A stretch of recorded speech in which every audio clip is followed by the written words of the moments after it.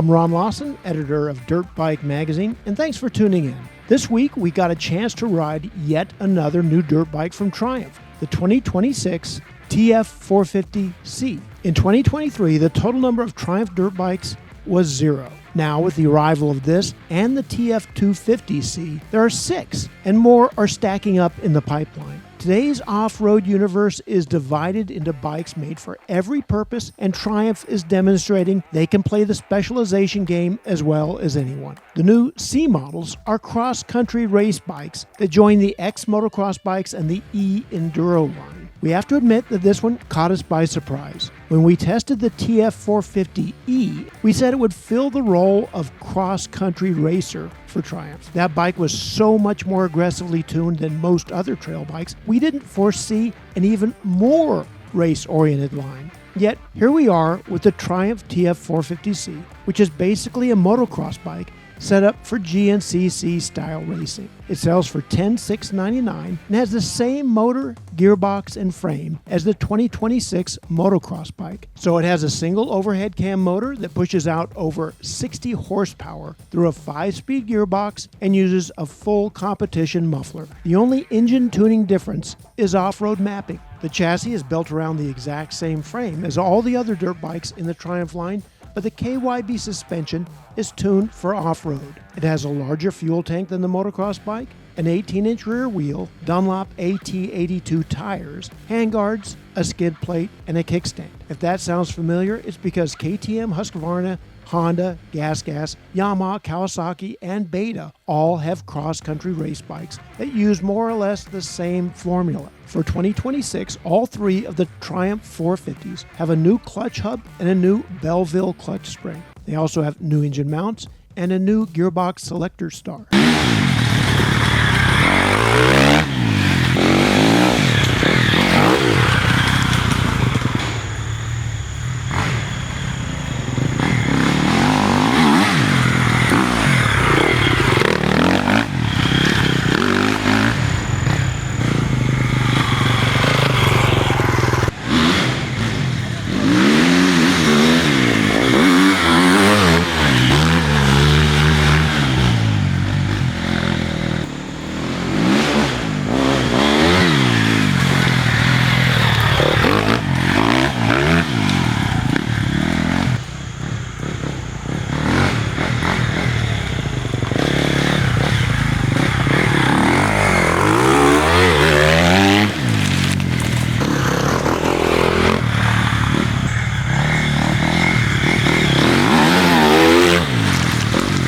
Triumph invited us to ride the TF450C in the Hatfield-McCoyle Trail System of West Virginia, not far from the site of the Mountaineer GNCC.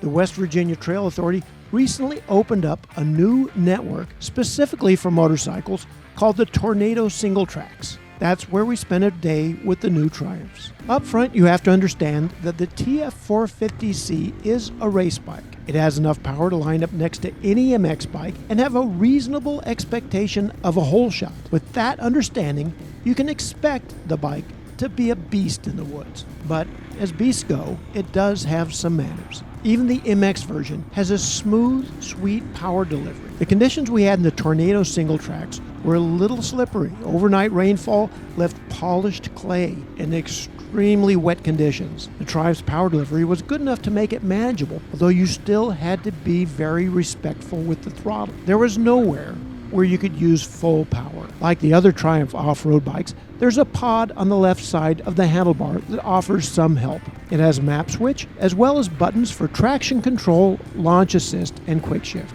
The 2 maps that are preloaded into the bike's ECU are standard and mild. Beyond that, Triumph offers tuning through its own smartphone app. In order to use this, you have to install a connectivity unit. That came as standard equipment on the TF450RC, but not here. Triumph sells it through its accessory division for $210. Once you have the MX Tune Pro app on your phone, you can tame down the hit considerably, but don't expect miracles. A TF450C is never going to be a fluffy trail bike.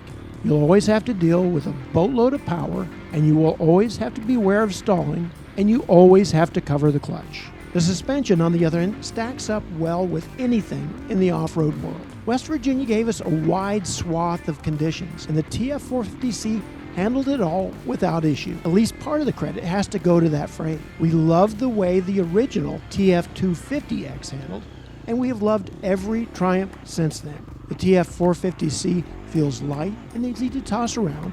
It's stable and it turns well. You can't ask for much more.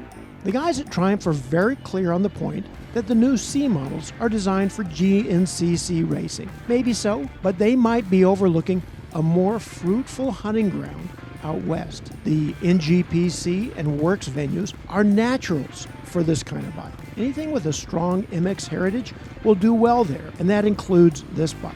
In the tighter, more technical sections that define Eastern off-road racing, Triumph's own E models might be better suited. Either way, it's hard to believe that any of these are a first-year effort. We can hardly wait to see what comes next from Triumph.